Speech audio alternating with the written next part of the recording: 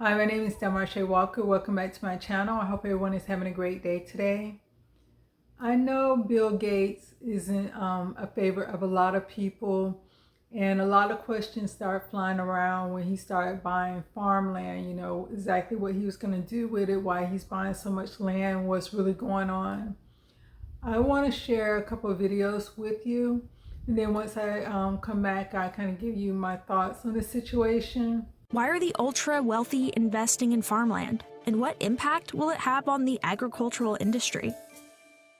In 2020, Bill Gates made headlines for becoming the largest private farmland owner in the US. He had accumulated more than 269,000 acres of farmland across 18 states in less than a decade, shielding his purchase by buying up land through shell companies. Why? It's a good economic investment. That land has always been something that the ultra wealthy people of real means have desired. It has great intrinsic value. Beyond that, it is a limited resource. They're not creating any more of it, and in fact, quite the opposite. We lose farmland all the time. In the United States, we're losing farmland at a rate of about 2,000 acres a day. It is not only more and more important over time, but we have less and less of it. So it's an asset with increasing value. Farmland values began rising in 1988, and except for the single-year declines in 2009 and 2016, values have seen a steady increase over the years. In the mid-1990s, farmland was valued at less than $1,500 an acre. By 2020, that number had grown to $3,160 an acre. It's not correlated with the stock market and other major asset classes, and so people like that diversification, and it's been a very stable performer. If you go back to COVID, when the stock market lost 10, 20, 30, 40% at the beginning of COVID, you don't wake up and find out that your farmland's worth 50 cents on the dollar the next day. Bill Gates is not the only one eyeing this investment. In 2011, the top 100 largest private landowners owned about 32.7 million acres of land across the United States. Today, that number has grown to over 42.1 million acres, roughly the size of Florida and Connecticut combined. His farmland grows onions, carrots, and even potatoes that are used to make McDonald's French fries. Thomas Peterfy is the 17th largest private landowner in the U.S., owning 581,000 acres. The reason I own lands in the Midwest is because these are agricultural lands, right? And that's where the farms are, right? I'm not farming in Boston. Our lives depend on soil. There are places that have already lost all of their topsoil. What's happening to the soil and what's happening today is very scary. The United Nations declared soil finite and predicted catastrophic loss within 60 years. We have identified 10 soil threats. The soil erosion is number one because it's taking place everywhere. When we lose soil, we threaten our food supply, clean drinking water, and a lot more. Out of the dust bowl. In the past 100 years, the emphasis was on what can soil do for plants and what can soil do for people. Tons of priceless topsoil. And we're now realizing we have to take care of it and reverse that and ask, well, we have soil to manage. We can't just degrade it and leave it. Millions of acres laid waste by thoughtlessness and neglect. The impact of soil degradation could total $23 trillion in losses of food, ecosystem services, and income worldwide by 2050. Soil is the habitat for over a quarter of the planet's biodiversity, so it plays a very important role in mitigating climate change. Climate change cannot be separated from food insecurity, from the loss of biodiversity, and from pollution. Right now, there are over 7.7 billion people living on Earth, and that number is growing. Every single day, around 385,000 babies are born. On the opposite end of life, only around 166,000 people die every day, which means, on average, our population grows by around 219,000 per day. That's astronomical. Humans lived on Earth for hundreds of thousands of years before our population reached 1 billion people in the year 1804. But after that, it only took us another 200 years for the population to expand by 7 times that size. If we continue to grow at this pace, there will be around 8.5 billion people on the planet by 2030, 9.7 billion by 2050, and just under 11 billion by the year 2100. Even with saying these numbers out loud, it's still difficult to fathom how many humans 11 billion is. Couple this with the fact that, as an individual, you are unlikely to feel the direct effects of population growth as you go on about your everyday life, and it's no wonder that this isn't seen as big of a problem as it truly is. The sad reality of our population growth is that the more the people who inhabit the planet, the more resources, clean air, fresh water, food, and shelter we will need. So how many humans can our planet realistically support? Can that number continue to grow indefinitely, even though our resources are finite? How big can the human race get before the Earth can no longer sustain us?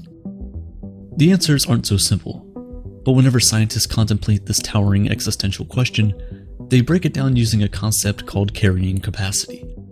Carrying capacity is meant to determine the maximum amount of people the Earth can support before the population will reach its peak and naturally become forced to, well, course correct. So what will it look like when we've maxed out the number of inhabitants the Earth can comfortably carry?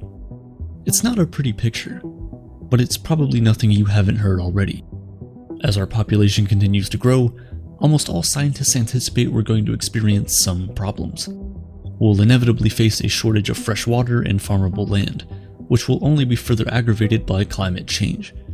And the average human lifespan, which rose from about 65 years in the early 1990s to just under 73 years heading into the 2020s, could begin to decline once more as a result of disease and starvation. Basically, this means that if the global population continues to accelerate without any limitations, then the quality of life is likely to decline for vast amounts of people on Earth. As you can see, he is invested in farmland.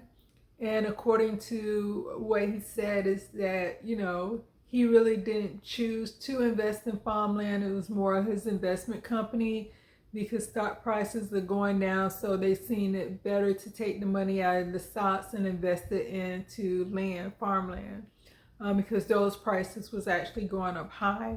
And as you can see, those farms that he had are working farms. The potato farm, they're sending potatoes to McDonald's. And so they're just basically working farms that he owned. But I also wanted to kind of go in a different direction because you can see with the one of the films I showed, we're having issue with topsoil, and not just us in the United States, but China and other countries are having issue with topsoil. If you do not have topsoil, you cannot grow crops. That's what happened with the Dust Bowl. I forgot, I think it's back in the 2030, whenever it happened, and so they didn't know how to farm the land, and so they just destroyed the topsoil. So it got to the point where they would have these dust storms and everything like that because we need topsoil to kind of hold everything down. And, it's just a lot that topsoils do. So if you really don't know about farming, you're not going to understand that. And we're in a country where we feel like we have so much that we really don't take care of what we have. It's like we have the mindset of, oh, we can go get a new this or we can get a new this instead of just taking care of what we have. We cannot get a new earth. We cannot get new land or anything like that because we're running out of land. There's not going to be enough land to hold the people that are here and continuing to have kids and reproduce and stuff like that. So if we stay on the trajectory that we're on now, we're not going to have enough food and we're not going to have enough land. And that's just not just for the United States. That's just throughout the world with global warming and everything that's going on. So I did a post, I think it might have been about 3 years ago, where I posted that they weren't going to have enough cows to be able to feed the population of people who love meat, who love beef, who love hamburgers, you know, just regular normal meat eaters. There's not going to be enough land to be able to have enough cows for beef. And so that's one of the reasons why they came up with like these meat coming like Beyond Meat. That's one of the things that Bill Gates is also invested in is Beyond Meat, because it's a meat alternative, and he want to get more people into eating plant-based food and not you know, meat and different things like that, meat and dairy. So he has Beyond Meat, and they try to get the meat to taste just like real meat, so people who are truly meat eaters won't, you know, miss the fact that they're not able to eat meat anymore. Him, Elon Musk, and Jeff Bezos, they're also invested in other companies to help with climate change. And they are also invested in a company that makes alternative to regular foods, like plant-based food. They make ingredients for, you know, like dairy products, meat, and different things like that, because they're trying to give, they're trying to have it taste so realistic, like the real thing, that you're not going to miss it, because like I said, they feel that we're not going to have enough food to feed the population at the rate it's going. And also with global warming, you know, messing up the, you know, you're not getting enough rain in some areas. In some areas you're getting too much rain. He's also invested in a seed company. The seed company, they're saying that they're more engineered crops than GMO crops. So a lot of these seeds, they're doing research in different countries, Africa being one, and they're, you know, monitoring the crops, seeing how the crops grow. Because what they're trying to do also is come up with seeds that can kind of withstand any type of weather. It's going to grow regardless of the weather or anything like that. Because if you go back and look, like some farmers would have issues depending on the weather, whether their crops was going to grow or not. And so if the crops wasn't going to grow, they weren't, you know, they couldn't produce, they couldn't make any money. And that's why a lot of farms were up for sale, because they just wasn't making enough money to be able to pay all their bills and keep the farm.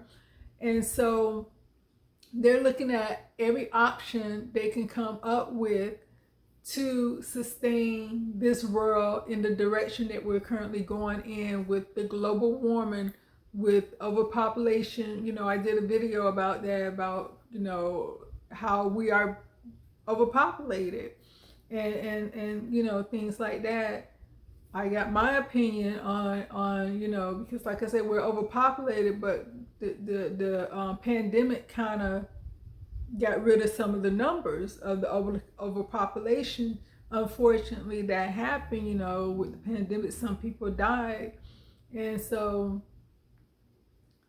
it's just that, because it's like, if you really think about it, what are we gonna do if you know, these things are going to happen. We have no control over these things, because it's like, when people were speaking about global warming, no one really wanted to listen. When people was talking about over farming, no one wanted to listen, because everyone is so greedy, and greed took precedent over taking care of the land.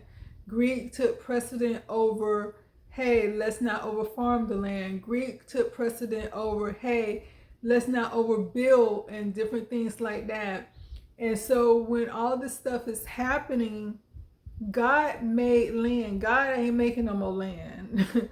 There's no more, you can't, like I said, rich people, they see they limit, they cannot escape death, and they cannot make new land. You know, they're talking about building on the water, yeah, you know, or going up to Mars to find new land in Mars, or seeing if they can somehow hold back the sea and build, you know, houses out there up over the water.